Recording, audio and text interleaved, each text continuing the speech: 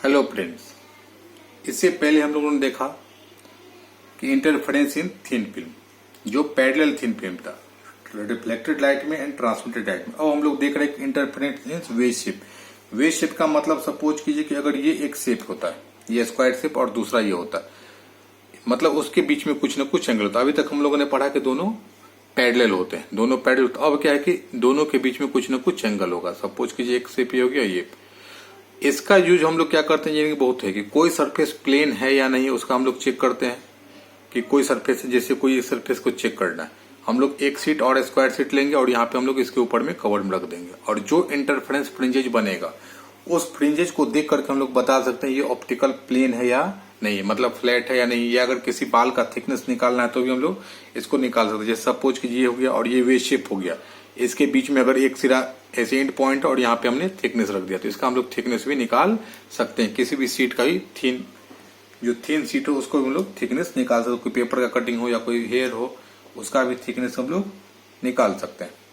तो अब हम लोग देखते हैं पहले इंटरफेरेंस फ्रिंजेज का। देखिए, तो पहले हम लोग पार्ट डिफरेंस निकालते हैं।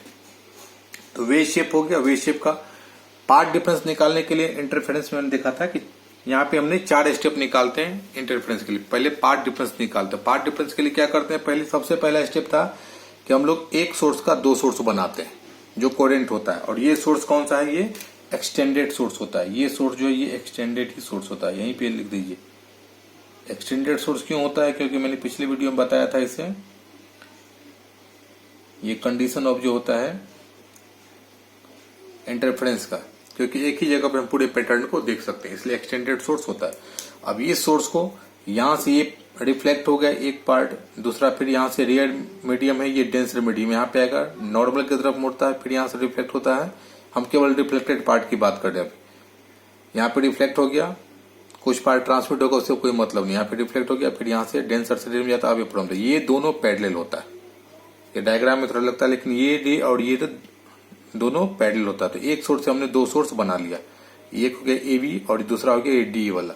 तो जब भी दोनों पैरेलल होता है तो हमको यहाँ पे 2 सोर्स मिल गया। अब इस दोनों के बीच में पाथ डिफरेंस निकालना, तो पहला तो हो गया कि 2 सोर्स बना लिए, उसके बीच हम लोग इस दोनों के बीच में पाथ डिफरेंस निकालेंगे। पाथ मतलब एक पाथ ए बी हो गया, दूसरा पाथ ए सी डी ई जो पाथ को फॉलो करता है उसका पाथ डिफरेंस।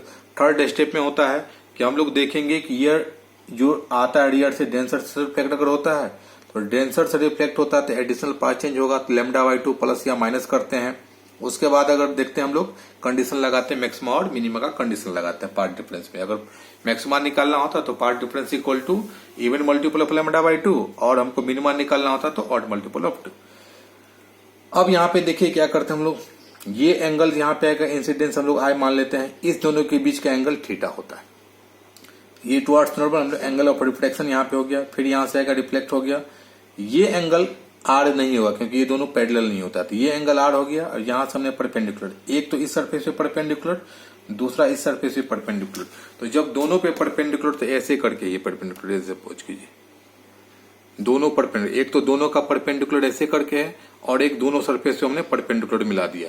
तो ये जो दोनों परपेंडिकुलर होगा ये भी ज्योमेट्री से एंगल 90 डिग्री 90 कर, ये थीटा तो ये भी थीटा। सपोज कीजिए अगर ये दोनों पैरेलल सरफेस है ना, ये सरफेस अगर हम लोग ऐसे रोटेट कर देते हैं दोनों पे परपेंडिकुलरली करके, तो यही लगता है कि दोनों पे यहाँ पे आता है। तो इस दोनों के बीच में भी एंगल थीटा ही होगा। अब यहाँ पे इस ट्रायंगल में देख लीजिए, यहाँ पे हमने परपेंडिकुलर डाल तो ये एंगल थीटा हो गया, ठीक। तो ये एंगल, अब ये एक्सटर्नल एंगल यहाँ पे हमने पॉइंट ए माना, यहाँ पे सी है, तो ये ट्रायंगल जो होगा, अगर यहाँ पे हम लोग इसको ए बी सी को हम लोग एक्स मान लेते हैं, सपोज कीजिए ये एक्स हो गया, तो ये ए एक्स सी जो ट्रायंगल था इसके लिए एक्सटर्नल एंगल हो गया ये वाला। तो ये एंगल कितना होगा, 2 इंटरनल एंगल के सम के बराबर, तो आर प्लस थीटा, यहाँ पे आर और ये थीटा, तो आर प्लस थीटा क्या हो जाएगा, ये परपेंडिकुलर हो गया, फिर यहाँ से सी डी के गया, फिर यहाँ पे रिफ्लेक्ट हो गया। अब यहाँ से हम लोग अगर ये परपेंडिकुलर यहाँ से देखते हैं, अगर यहाँ से हमने परपेंडिकुलर डाल दिया, डी से एम पे परपेंडिकुलर डाल दिया, फिर इसको बढ़ा दिया, तो अब ये पर इसी सरफेस पे है, ये भी परपेंडिकुलर ये भी परपेंडिकुलर, और ये अगर ऑब्लिक लाइन्स होता है तो ये इस एंगल के लिए आर प्लस थीटा, तो ये भी आर प्लस थीटा, क्योंकि इस सरफेस के लिए बात करते हैं। ये दूसरा डिफरेंट था लेकिन ये एक ही सरफेस पे था। इस सरफेस के लिए एंगल ऑफ इंसिडेंस, ये एंगल ऑफ इंसिडेंस, ये भी आर प्लस थीटा हो जाएगा। और ये आर प्लस थीटा होगा तो ये परपेंडिकुलर ये ऑब्लिक है तो ये आर प्लस थीटा है तो ये भी आर प्लस थीटा होगा। ये एंगल आर प्लस थीटा तो ये एंगल ये भी आर प्लस थीटा। फिर इसी को अगर आगे बढ़ाते हैं तो फिर ये देखिए अब ये परपेंडिकुलर ये परपेंडिकुलर, जैसे डीएल परपेंडिकुलर और अगर यहाँ पे हम लोग इसको वाई ही मान लेते हैं, ये एक्स वाई ये भी परपेंडिकुलर, तो ये एंगल अगर वाई एक्स का इधर ये एंगल आर प्लस थीटा तो ये एंगल भी आर प्लस थीटा हो जाएगा। ये परपेंडिकुलर तो ये ज्योमेट्री से ये आर प्लस थीटा तो ये एंगल भी आर प्लस थीटा होगा। तो ये एंगल आर प्लस थीटा ये भी आर प्लस थीटा हो गया। तो अब जो परपेंडिकुलर हो गया तो इस ट्रायंगल में देखिए ट्रायंगल DCL में ये एंगल आर प्लस थीटा ये एंगल आर प्लस थीटा, इसका मतलब ये CD इक्वल टू CL होगा। उसके बाद हमने D से क्या क्या परपेंडिकुलर यहां भी डाला और D से परपेंडिकुलर यहां एन पे भी डाल दिया। D से परपेंडिकुलर इस पे D से परपेंडिकुलर यहाँ पे एन। तो ये एंगल I है तो ये एंगल भी I होगा ज्योमेट्री से, क्योंकि ये एंगल I होगा तो फिर 90 माइनस I होगा, ये 90 है तो ये भी I होगा। सिमिलरली ये एंगल R है ये परपेंडिकुलर है तो ये एंगल भी R होगा, क्योंकि ये एंगल R हो गया। अब ये देखिए परपेंडिकुलर है तो ये एंगल कितना हो जाएगा ये वाला पार्ट, क्योंकि ये एंगल R हो गया तो टोटल 90 डिग्री हो गया, क्योंकि ये परपेंडिकुलर सरफेस भी है तो ये 90 माइनस R ये 90 तो ये एंगल भी R ही होगा। इस तरह से हम लोग देखते हैं। अब पार्ट डिफरेंस हम लोग को निकालना होता है। जब पार्ट डिफरेंस हम निकालेंगे तब देखिए हम लोग को एक पाथ कौन सा पाथ फॉलो हो गया, तो एक पाथ हो गया AB इस तरह का होगा। अब यहां से हमने परपेंडिकुलर डाल दिया, इसका मतलब ये तो इनफाइनाइट जाता है, सपोज कीजिए ये भी परपेंडिकुलर, तो यहां से हमने कर दिया मतलब कट के इसको हटा दिया, क्योंकि ये और ये डिस्टेंस सेम ही होगा तो इससे कोई मतलब नहीं। तो एक पाथ हम लोग फॉलो करते हैं ए के एयर में जाता है, दूसरा पाथ AC प्लस CD। तो पहले हम लोग इसको लेते हैं, लगता है कि ये लेंथ पाथ है long path AC plus CD medium में और माइनस C के जैसे हम लोग दूसरे में लिया था, और हम लोग कैलकुलेट केवल करते हैं। अब यहाँ पे देख लीजिए कि AC प्लस CD हो गया ये फिल्म में या मीडियम में हो गया, और यहाँ पे माइनस AK कौन सा था एयर में था, फिर प्लस AC प्लस DC है। तो हमने देखा था कि दोनों का अगर हम लोग इक्विवेलेंट करते हैं तो मीडियम वाले के रिफ्रैक्टिव इंडेक्स को मीडियम से मल्टीप्लाई करते हैं, एयर वाले को एयर से करते हैं। तो इसका एयर का रिफ्रैक्टिव इंडेक्स 1 हो जाएगा, इसका रिफ्रैक्टिव इंडेक्स म्यू होता है, दोनों इक्विवेलेंट हो जाता है, हमने बताया था पिछले बार। फिर AC इक्वल टू CD हो जाएगा। तो इस AC वाले को हम लोग ब्रेक कर सकते हैं, AC को हमने कर दिया AN में प्लस NC वाले में, AN प्लस NC। तो हमने यहाँ पे कर दिया AC को AN plus NC plus CD। अब एक इक्विवेलेंट हो गया तो हमने एयर मीडियम नहीं लिखते हैं। अब यहाँ पे म्यू इक्वल टू देखिए AN और यहाँ पे AK, तो AK को हम लोग यहाँ पे लिख सकते हैं ये AK equal to mu into AN। अब कैसे, दो तरीका आप देखिए, एक तो ये कह सकते हैं कि ये जितना डिस्टेंस यहाँ से परपेंडिकुलर यहाँ डाले तो जितना देर में ये गया उतना ही देर में यहाँ पे डिस्टेंस आ गया, मतलब AK का रिफ्रैक्टिव इंडेक्स कितना AK इंटू 1 रिफ्रैक्टिव इंडेक्स 1 होता है, और AN का रिफ्रैक्टिव इंडेक्स कितना होता है AN इंटू म्यू। एक तो ये हो गया कि AK का इक्विवेलेंट हो जाएगा AN इंटू म्यू, तो यहाँ इसीलिए हमने लिख दिया यहाँ पे AK का इक्विवेलेंट जो होगा यहाँ पे म्यू इंटू AN हमने कर दिया।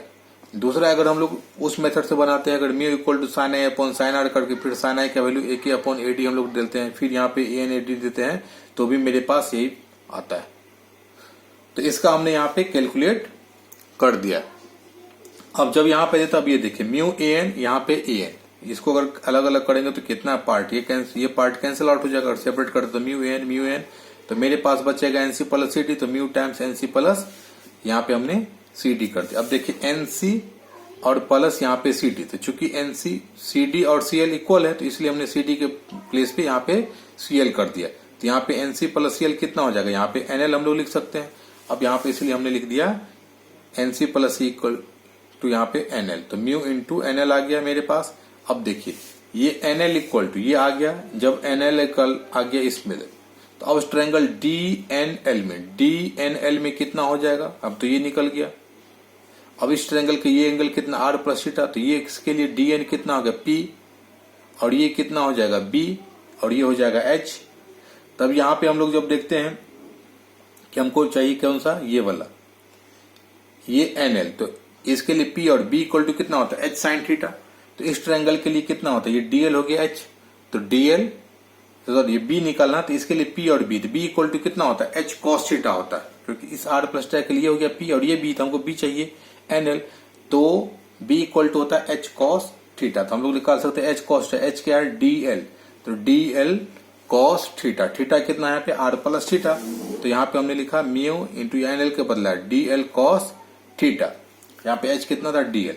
अब डी एल इक्वल टू कितना भी देखिए यहाँ पे ये इक्वल टू हो गया और यहाँ पे परपेंडिकुलर बाइसेक्टर इस ट्रायंगल में इसका मतलब ये distance equal to perpendicular bisect करेगा तो जितना ये D M equal to M L होगा तो ये थिकनेस यहाँ पे हमने अगर टी मानते ये भी कितना होगा टी होगा तो ये यहाँ का डिस्टेंस कितना टी प्लस टी 2 तो डी एल इक्वल टू हम लोग 2t लिख सकते हैं। तो यहाँ पे हमने लिख दिया 2t और cos of are plus theta जितना था तो path difference equal to 2 mu T cos of are plus theta यहाँ पे मेरे पास आ गया। अब एडिशनल लोग इसमें ऐड करते हैं कितना माइनस लेमडा बाई 2। इसको याद रखना देखिए पैरेलल अगर होता तो यहाँ पर कितना होता थीटा इक्वल टू 0 होता तो जब थीटा इक्वल टू 0 होता तो कितना होता है 2 म्यू टी कॉस आर जो हम लोग पहले लेते थे फॉर्मूला जो आता था थिन पहले वही आ गया। इसका मतलब वहां पे आर प्लस जनरल फॉर्मूला यही होता है। अगर पैरेलल होता है तो इसे हम लोग निकाल सकते हैं। जब पैरेलल होगा तो थीटा इक्वल टू 0 कर देंगे तो मेरे पास आएगा 2 म्यू टी कॉस आर। अब यहाँ पे एडिशनल पार्ट चेंज होगा कितना माइनस लेमडा बाई 2 क्योंकि यहाँ पे हम लोग रिफ्लेक्टेड लाइट सिस्टम की बात करते हैं। तो मेरे पास आ गया हमने पहले एक सोर्स से 2 सोर्स बनाया दोनों के पास में हमने क्या किया फिर पांच डिफरेंस बनाया सेकंड स्टेप। थर्ड स्टेप में हम लोग क्या देखते हैं कि यहाँ पे देखते हैं कि रिफ्लेक्टेड में है कि ट्रांसमिटेड में। तो ये रिफ्लेक्टेड सिस्टम में है तो हमने एडिशनल पाथ चेंज लगा दिया माइनस लेमडा बाई 2। अब उसके बाद नेक्स्ट स्टेप हम लोग क्या करते हैं कि हम लोग देखते हैं कि मैक्सिमा और मिनिमा का कंडीशन लगाते हैं। अब देखिए जो पार्ट डिफरेंस मेरे पास आ गया ये 2 mu T cos of are plus theta minus lambda by 2। अब यहाँ पे माइनस या प्लस ले सकते हैं अकॉर्डिंग टू सिचुएशन हम दोनों ले सकते हैं।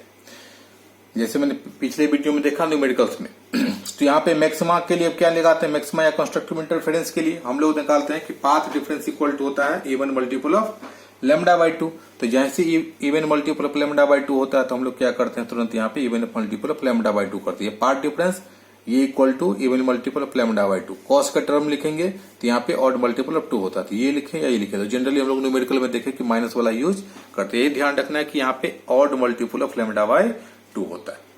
मिनिमा के लिए कितना होता है पार्ट डिफरेंस इक्वल टू ये पार्ट डिफरेंस होता है और odd multiple of lambda by 2 होता है तो odd multiple of lambda by 2 तो यहाँ पे माइनस लिया मैंने जो कैंसिल आउट हो जाए तो यहाँ पे 2 म्यू टी कॉस में यहाँ पे एन लेमडा।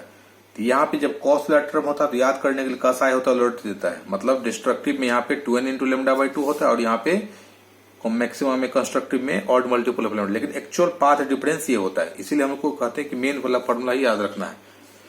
ये रखेंगे तो ऑटोमेटिक स्टेप में ये आ ही जाता है। तो यहाँ पे मैक्सिमा के लिए पार्ट डिफरेंस ये 1 multiple of lambda by 2 minima के लिए path difference odd multiple of lambda by 2 हम लोग यहाँ पे देखते हैं। अब यहाँ पे हम लोग यही देखते हैं कि ये जो इसमें फ्रिंजेज बनता है तो ये जो फ्रिंजेज आता है हमेशा स्ट्रेट लाइन बनता है। इसके जो आता है इसके नीचे मान वेव शेप जो फ्रिंज होता है वो स्ट्रेट लाइन ही बनता है। तो स्ट्रेट लाइन इसलिए कि जो लोकस होता है एक फिक्स पे सपोज कीजिए कि यहाँ पे जितना होगा कि 5 सेंटीमीटर में तो जो पॉइंट का लोकस होता है वो स्ट्रेट लाइन होता है। अगर मान लीजिए फिर यहाँ पे आ गया तो थिकनेस बढ़ेगा फिर यहाँ पे भी जो लोकस होता है पॉइंट का वो कितना होता है वह भी स्ट्रेट लाइन ही होता है। इसलिए इसके अंदर जो बनता है जैसे ये शेप होता है 2 शेप के बीच में अगर ये हम लोग ऐसे बनाते हैं तो 2 शेप्स के बीच में अगर ये सपोज कीजिए तो इसके बीच में जो बनता है ना पार्ट डिफरेंस वो हमेशा स्ट्रेट लाइन ही बनता है। जैसे यहाँ पे थिकनेस जैसे जैसे बढ़ते जाएंगे थिकनेस क्या होता है बढ़ते जाता है। जैसे इसमें देखिए कि जैसे जैसे हम लोग बढ़ते गए तो थिकनेस बढ़ता गया तो हर एक थिकनेस पे क्या होता है लोकस जो होता है पॉइंट का वो स्ट्रेट लाइन ही होता है। तो इसलिए इसमें जो फ्रिंज बनता है वह पैरेलल ही होता है वह एज के पैरेलल होता है। अब यहाँ पे हम लोग उसी फॉर्मूला से निकाल सकते हैं फॉर ब्राइट फ्रिंज के लिए अगर थिकनेस निकालना होगा तो यहाँ पे टी इंटू ये फॉर्मूला सिंपली इसी को याद रखेंगे तो हम लोग लिख सकते हैं कि ब्राइट फ्रिंज के लिए कितना होता है टी इक्वल टू ये हो जाएगा। अब यहाँ पे टी निकालना है तो कितना करेंगे इसको टी रखेंगे बाद में इधर ले जाएंगे तो 2n माइनस 1 लेमडा बाई 2 है और यहाँ से इधर चला जाएगा 2 म्यू कॉस आर प्लस यहाँ पे आ जाएगा तो इसको हमने यहाँ पे लिख दिया उसी फॉर्मूला में।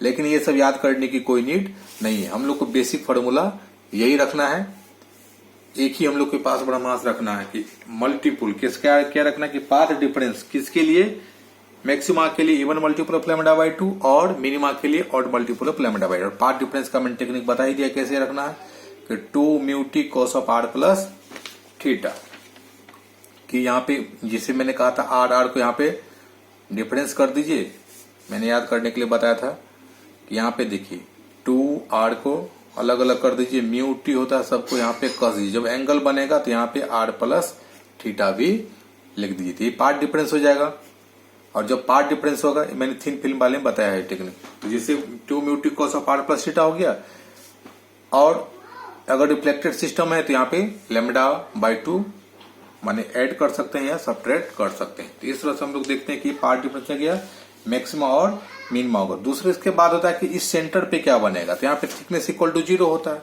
जब थिकनेस इक्वल टू 0 तो यहाँ पे मेरा एक्चुअल पार्ट डिफरेंस है, देखिए जब टी इक्वल टू 0 तो ये वाला पार्ट कितना होगा, 0 होगा। तो यहाँ पे पार्ट डिफरेंस कितना होगा, λ/2, तो 1 इंटू λ/2। जब मॉड निकालते हैं पार्ट डिफरेंस कितना होता है, ऑड मल्टीपल हो गया λ/2। जैसे ऑड मल्टीपल ऑफ λ/2 हो गया, इसका मतलब यहाँ पे सेंटर क्या बनेगा, डार्क बनेगा। ये जो एज है वह डार्क बैंड यहाँ पे बनता है या डार्क फ्रिंजेज बनता है। इसके बाद जो मेन होता है कि फ्रिंज विड्थ निकालने का।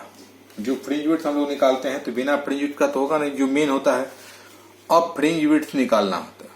तो फ्रिंज विड्थ हम लोग देखते हैं, जिससे हम लोग को थिकनेस निकालना होता है, तो फ्रिंज विड्थ का उसमें निकालने का काम आता है। अब फ्रिंज विड्थ कैसे निकालते हैं, अब सपोज कीजिए कि वेव शेप हो गया, तो फ्रिंज विड्थ होता है कि या तो दो लगातार दो कंटिक्यूसिव डार्क बैंड हो या ब्राइट बैंड हो, मतलब ब्राइट फ्रिंज हो या डार्क फ्रिंज के बीच का जो डिस्टेंस होता है वही फ्रिंज का विड्थ कहलाता है। तो हमने यहाँ पे मान लिया कि ब्राइट फ्रिंज अगर होता है, तो यहाँ पे हमने इस पॉइंट पे ले लिया कि यहाँ पे बनता है कि यहाँ से सेंटर से लेकर के जो जहाँ पे दोनों एज मिलता है पॉइंट, उसको सेंटर मान लिया। तो यहाँ से xn डिस्टेंस पे ये nth ब्राइट फ्रिंज बनता है, हमने xn ले लिया। और यहाँ पे जो दूसरा ब्राइट फ्रिंज बनता है n+1 है, तो हमने xn ये डिस्टेंस ले लिया। तो यहाँ पे थिकनेस tn ले लिया, यहाँ पे थिकनेस tn+1 ले लिया। अब इस दोनों के बीच का डिस्टेंस निकाला। डिस्टेंस कितना, मतलब xn+1 माइनस xn निकालते हैं फ्रिंज विड्थ, यहाँ से लेकर के यहाँ तक फ्रिंज विड्थ हमको निकालना है। एक फ्रिंज यहाँ, एक फ्रिंज यहाँ बनता है।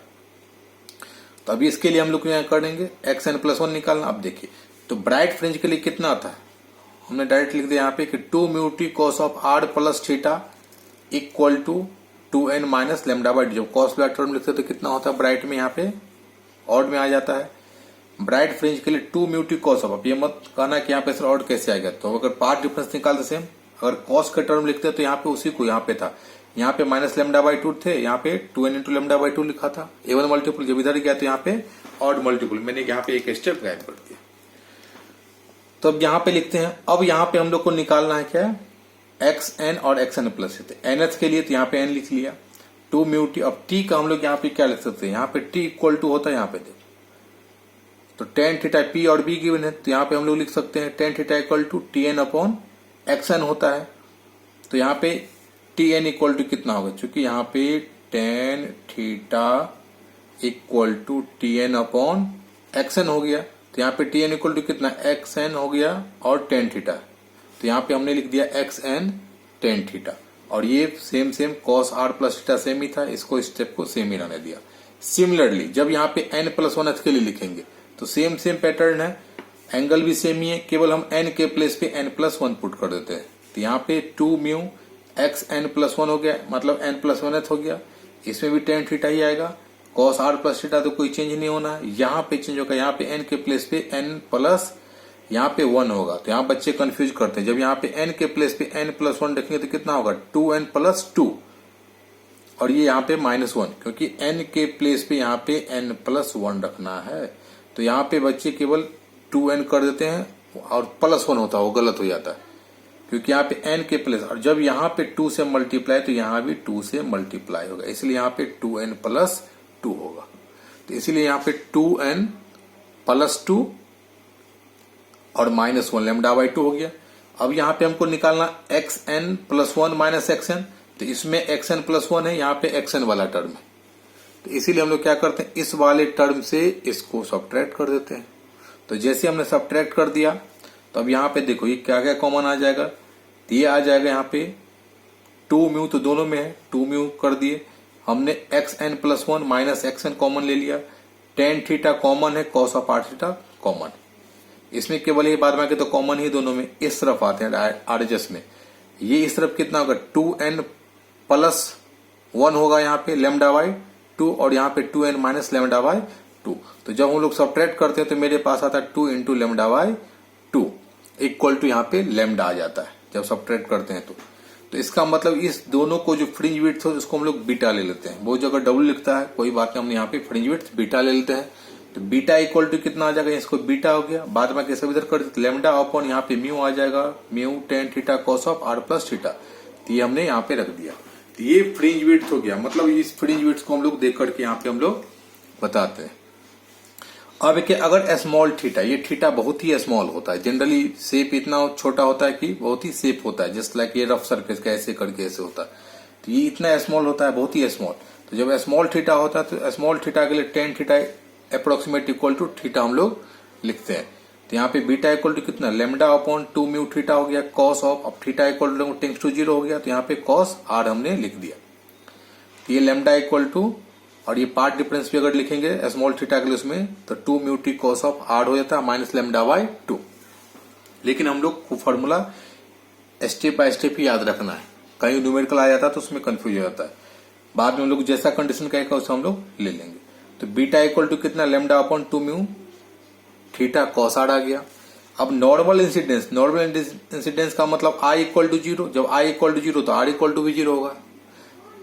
आई इक्वल टू 0 तो आर, क्योंकि यहाँ पे नॉर्मल इंसिडेंस का मतलब ये होता है कि जब यहाँ पे ये स्टेप्स होता है इस सरफेस पे आता है, सिंपली ऐसे करके जब आई इक्वल टू 0 तो आर इक्वल टू भी सिंपली यहाँ पे पास करेगा। तो आर इक्वल टू भी 0, जब आर इक्वल टू 0 तो कॉस आर इक्वल टू कितना हो जाएगा, यहाँ पे 1 हो जाता है, मतलब कॉस 0 इक्वल टू 1। तो मेरे पास पार्ट डिफरेंस आ गया beta equal to lambda upon 2 mu theta. अब ये वैल्यू आ गया। अब इसी से हम लोग किसी का थिकनेस भी निकाल सकते हैं और ये भी देख सकते हैं कि ये फ्लैट है या नहीं। अब देखिए फ्रिंज विड्थ अगर इक्वल टू करके अगर हम लोग ये देखते हैं कि फ्रिंज विड्थ होता है म्यू कांस्टेंट होता है, लेमडा कांस्टेंट, ये एंगल का डिफरेंस आता है। अगर हम लोग पैटर्न देखते हैं कि ये जैसे ही थोड़ा सा इंक्रीज करेगा या डिक्रीज करेगा, एंगल कम ज्यादा होगा, तो पाथ का डिफरेंस होता है, इसमें चेंजेज आएगा। पाथ का ये मतलब फ्रिंज का शिफ्ट। इसका मतलब अगर कोई शिफ्ट होता और हमने कोई यहाँ पे कोई ग्लास शीट यहाँ पे रख दिया और ऊपर से टॉर्च लाइट नॉर्मल इंसिडेंस करके देखते हैं, अगर दोनों के बीच का पैटर्न जो फ्रिंजेज आता है, सपोज कीजिए एक फ्रिंज यहाँ बना, एक फ्रिंज यहाँ बना, अगर इक्वल डिस्टेंस रेगुलर बनता है तब तो हम लोग मानते कि फ्लैट है।